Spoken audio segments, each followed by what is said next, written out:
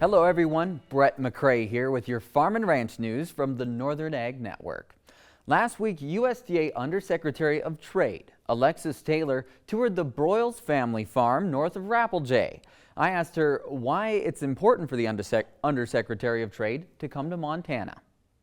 The diversity that has really come into Montana over the past several years, maybe decade, from peas to safflower to, of course, wheat and malt barley, but really see how they're incorporating these new crops in and the economic opportunity it's providing for them and why that's so important.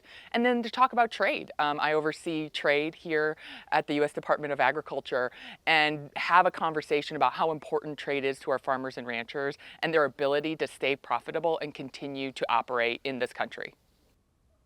Gary Broyles has farmed near Rappelje since 1978. He says the export markets are a two-way street for American producers. Here in Montana, generally at least 50% of what's raised here goes overseas. And so that by definition would require us to have some sort of trade agreements and good just trade relations with and avenues of trade and selling that's built up between our country and that country. I don't think it's just for what we sell though. I think these trade agreements actually have another double side to that, is so much of agriculture has inputs that come from overseas, so relationships matter. And so it's going to matter to our business whether it's what we're selling or what we're buying. Undersecretary Taylor has already led agriculture trade missions to South Korea and India and has several more planned this year. Meanwhile, speaking of trade missions, this will be the last time that you see me for a while. I'm leaving this week for Colombia to participate on a trade mission with the Montana Department of Agriculture. We will be visiting with Colombian importers about the high quality of Montana pulse crops. Stay tuned for those reports. The Northern Ag Network is back today in an hour. I wanted to put up a fence to protect my tomato plants. So I grabbed this, and then I did this. But instead of yielding a big crop, I hit a utility line and had to pay $1,200 in repairs. I didn't just lose my pride and joy, I could no longer afford the new stovetop I'd been saving up for.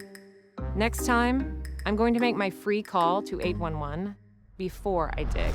Learn from Curry and hundreds of others. Call 811 before you dig.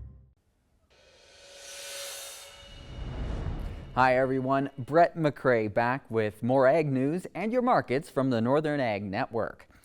Reverse trade missions from the American Sheep Industry Association bring foreign buyers of wool here to the U.S.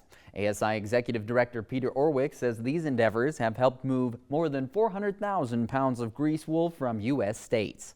Probably more emphasis this year on some of those coarser clips. Maybe they got some colored fiber, maybe they got more vegetable matter. Those have been the end of the wool market that have been so sticky since the pandemic. So there's more of that to sell, and the marketers are really anxious to get to that move. So that is part of the containers that have been sold to the overseas buyers, but they're buying out of the entire range. 3 reverse trade missions have been completed. Additional trips are a possibility later this summer. A great move in cash cattle trade last week, $2 higher, averaging $190 for live deals and $305 on the dress basis. The cull cows at Glendive Livestock Friday sold from $112 to $145. Slaughter bulls from $157 to $174. In Sioux Falls last week, finished lambs brought $7 to $8 more, from $213 to $229. Volatile trade in wheat markets continued this week. All 3 varieties were down hard on Monday. Ongoing harvest is pressuring U.S. wheat. Reports from the Southern Plains are of better than expected yields and rapidly advancing winter wheat progress. It remains to be seen how much weather has impacted crops in other countries.